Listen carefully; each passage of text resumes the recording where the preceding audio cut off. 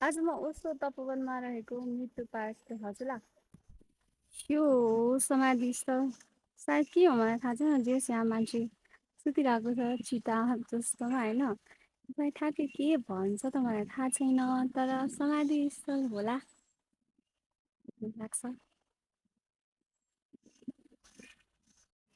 यहाँ चाहिँ यो मृत्युको बारेमा कसैले भन्नुभएको कुरा लेखिएको छ। अनि यसमा चाहिँ युग कवि सिद्धिचरण श्रेष्ठले मृत्युबारे लेख्नुभएको केही पङ्क्तिहरू छन्। यसमा छ जीवन मृत्यु र वासनाबारे कसैले भन्नुभएको कुरा। मृत्युबारे कवि शिरोमणि लेखनाथ पौडेलले के भन्नुभएको छ हेर्नुहोस् है त। आयो त पतिप्यो लाग्यो।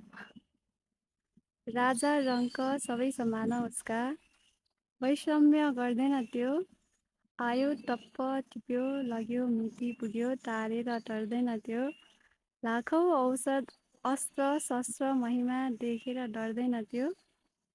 व्याध अतुल्य लुकेर चल्दछ सदा, मारेर मर्दैन त्यो। हो पार्क चाहिँ यस्तो छ।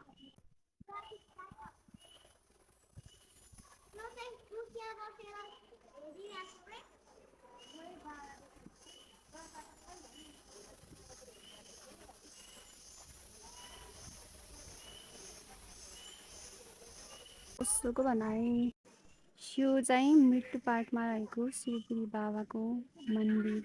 यहाँभित्र उहाँको मूर्ति पनि छ अनि यहाँ गएर ध्यान गर्न पनि सकिन्छ। युग कवि सिद्धिचरण श्रेष्ठकै अर्को हेर्नुहोस् है त मृत्युबारे। भाषा तिमी लौ सब चुप हौ, आत्मा कहाँ पुग्न मलाई देऊ। आत्मा भुलेमा सब अन्धकार, आत्मा खुलेमा सब ज्योति खार।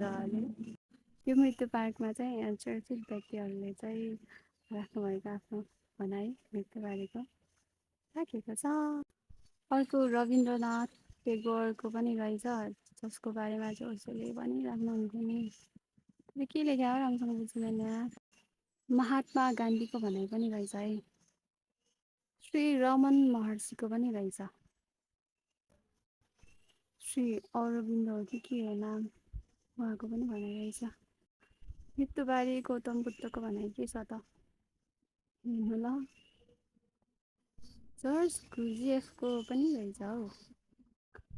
महाकवि लक्ष्मीप्रसाद देवकोटाको चाहिँ मृत्युभन्दा अगाडिको अन्तिम कविता पनि रहेछ यहाँ चाहिँ। स्वामी योगानन्द के भन्नुहुन्छ त मृत्युबारे है त। कवीर बानी पनि रहेछ यहाँ